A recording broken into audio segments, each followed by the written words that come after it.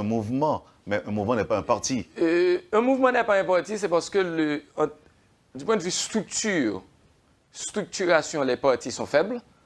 Donc, et la façon dont le pays est organisé, depuis quelque temps, on a eu des mouvements dans le temps, et le mouvement FNC, le mouvement FNCD, ou encore le regroupement ANDP avec Bazin et autres. C'est ce type de mouvement qui arrive à canaliser les populations de toutes les couches et de toutes les strates par rapport à leur relation avec tel ou tel type d'organisation. Parce que le mouvement est en politique en quelque sorte, mais en confédération, si je peux m'exprimer ainsi, des organisations et des partis politiques.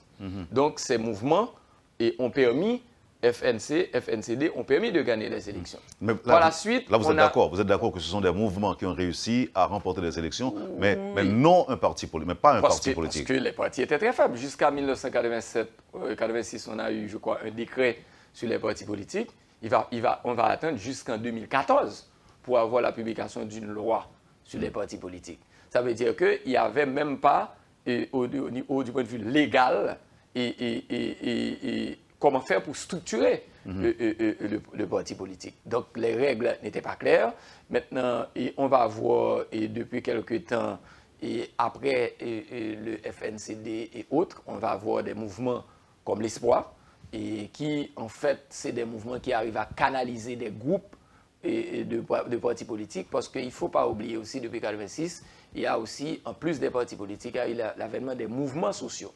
Et les organisations de base, les organisations populaires, qui ont un très grand rôle dans le système politique haïtien. Donc voilà, en gros, ce qui, je pense, arrive à canaliser le pouvoir, mais il faut regarder, si on, par exemple, les élections de 2010, si on regarde les élections de 2015 et 2016, et le pays est presque organisé, et si j'utilise un terme du sénateur Sorel, c'est des caciquas.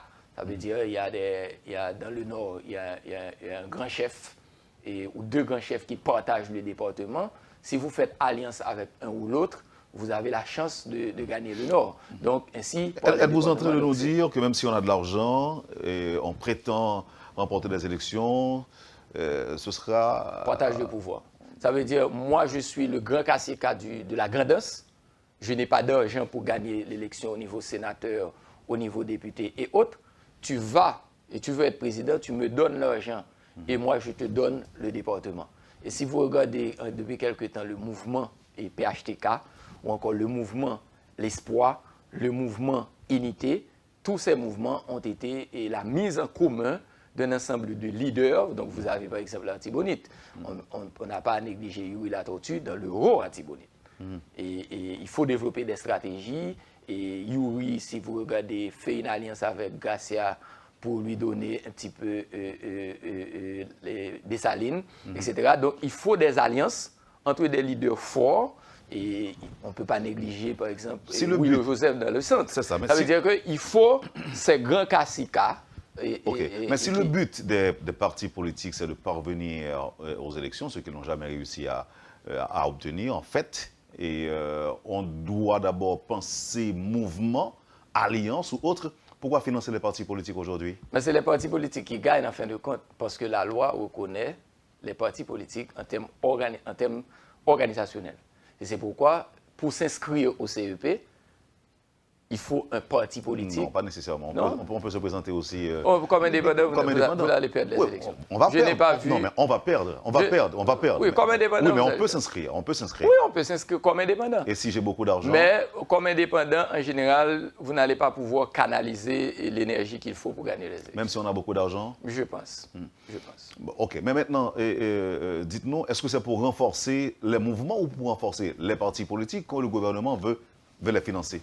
Bon, je pense que le gouvernement ne veut pas les financer. Il y a une loi. La loi a une histoire. Et cette histoire a commencé avec, je crois, que la Convention des partis politiques, le Conseil national des partis politiques. Et il y a eu le sénateur Leblanc et la sénatrice Edmond Bozil qui ont joué un rôle assez important dans cette loi. Et qui est arrivée au Sénat de la République en 2012 sur la présidence d'ERA. et qui est arrivé en 2013 sous la présidence de Tolbert Alexis et qui a été publiée en janvier 2014. Donc il y a une loi dont l'objectif c'est d'institutionnaliser le monde politique. Ok, maintenant qu'est-ce qui se passe aujourd'hui? Qu'est-ce qu'on est en train de faire? Bon. Est-ce qu'on est en train de mettre en application la loi qui a été votée, promulguée et ratifiée? Est-ce que c'est ce qui est en train de se faire aujourd'hui? Simplement. Et la loi de 2014, et dans sa mise en place, on a dû analyser la loi pour regarder quelles sont les faiblesses, quels sont les problèmes, et comment arriver, comme c'est une première fois, pour mettre en application cette loi. Donc d'abord, on a regardé 3 questions. On a regardé la question du financement, qui est un volet de la loi. On a regardé la question de l'institutionnalisation des partis, donc comment le financement public, et certainement le financement public, parce que dans la loi aussi il y a le financement privé, et le financement public, l'institutionnalisation, et comme la loi dans son esprit récompense la performance électorale, donc on a aussi regardé en termes d'élection, qu'est-ce qu'il faut avoir dans la loi électorale pour permettre de bonnes élections et de sorte que quand on va récompenser à partir de la performance électorale que personne ne conteste. Donc on a regardé l'ensemble de ces 3 éléments et dans la première application de la loi, il y a 2 articles. Il y a l'article 37 qui donne et l'article 36-37 qui définissent un petit peu le financement et il y a aussi l'article 62 qui donne les dispositions transitoires qui parlent de la première application de la loi. Donc pourquoi un comité? Le comité, c'était de regarder entre ces 2 articles-là, l'article 36 qui parle de 1% des recettes, soit 900 millions de dollars de gouttes qui devraient être disponibles pour le financement des partis politiques. On n'a pas les 900 millions. 2, l'article 37 qui donne un ensemble de critères sur comment appliquer le financement. Et l'article 62 qui regarde un ensemble de critères. Parce que l'article 37 parle de l'élection qui a eu lieu en 2016, tandis que l'article 62 des dispositions transitoires parle des élections de 2006 qui devraient être prises en compte, les partis qui ont participé aux élections de 2006 et aux élections de 2011. Donc comment concilier l'ensemble des deux? Donc voilà ce qui était le travail de la commission pour essayer de répondre avec un ensemble de recommandations. On a 12 recommandations. Donc là, vous me parlez des balises, non, pour éviter que les gens ne pensent que mettre un parti sur le pied ou encore créer un parti politique, ça va vous permettre d'obtenir de l'argent. Faux. Et d'ailleurs, premier critère pour bénéficier du financement, il faut, dans les élections de 2016, que le parti ait eu des élus. Et donc la première chose qu'on a dû faire... Donc maintenant, c'est peine perdue, si on comprend que le fait qu'on tente que vous un parti politique, l'argent, et qu'on dit qu'on court mettre un petit parti pour sous pied pour capable participer. On m'a oublié ça. D'ailleurs, pas là. Il y a 200 partis politiques à peu près. Il y a 160 partis politiques qui étaient participés et qui étaient agréés par le CEP. On a eu 128 partis politiques à recevoir des numéros et on a eu seulement 107 partis politiques à avoir inscrit des candidats aux élections et on a eu 55 partis politiques qui ont eu des élus.